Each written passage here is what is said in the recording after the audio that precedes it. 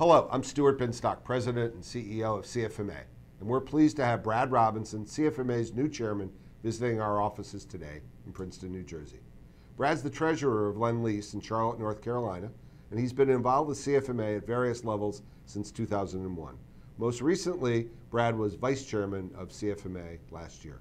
Welcome, Brad. Thanks for visiting the home office, and let's talk about your vision of the future and talk about some ideas in the upcoming year. So before we look forward, let's go backward and let's talk about the year that Steve Tenney just had as chairman. What were your observations about this past year? And the biggest legacy of Steve is the STAR program and the ability to inject real economic benefit to the chapter. So I think that's something that benefited our members this past year and will in the future. But I think most importantly for Steve, he's a great mentor to me and a great friend, and that's the thing I respect about him the most. So let's look forward. So tell me a little bit about your goals for this upcoming year.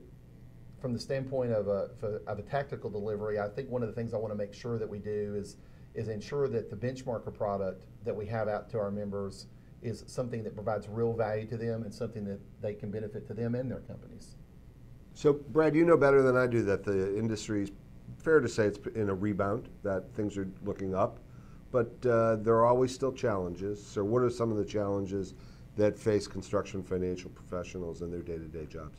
I think the new revenue recognition standard and the new leasing standard, when it's final, will obviously be challenges for CFMs in our industry.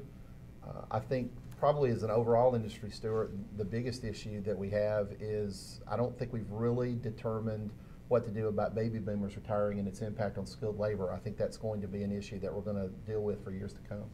Well, and it's certainly confirmed by our Confindex survey, which always, when we ask people what is the biggest challenge, and CFMs always say shortage of skilled workers. Yeah. So that is and probably will continue to be. I hope someday the industry as a whole figures out how to solve that problem, because I don't think we're there yet. Yeah. What value do you think we provide, CFMA, to our 7,000 plus members?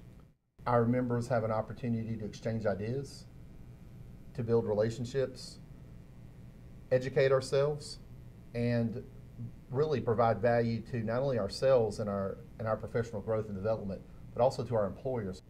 What's impressed you the most about CFMA and its members? I think the members' ability to be willing to share and to help each other, even in a competitive environment that we're in, to lend a hand, even though we're competitors at the front of our businesses. Often we're very willing and open to share non-confidential best practices amongst ourselves, and I think that ultimately makes us all better. So, Brad, I know we're about a little bit more than 2 months out before the annual conference, and I know you've thought about what you want to say to the membership at that conference. So why don't you give us a little teaser on what you're going to say to the membership?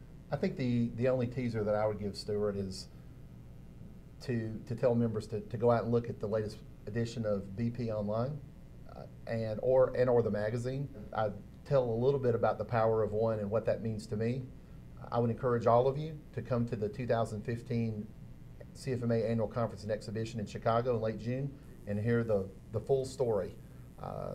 It's going to be a great conference, and look forward to seeing all of you there. You know, Brad, I think I always see the growth of our chairman, how they become more politically savvy as the year goes on, and you're starting politically savvy because you didn't answer my question. So I'm impressed that you've already figured that out, and you're going to have to all come to the annual conference to hear about the power of one.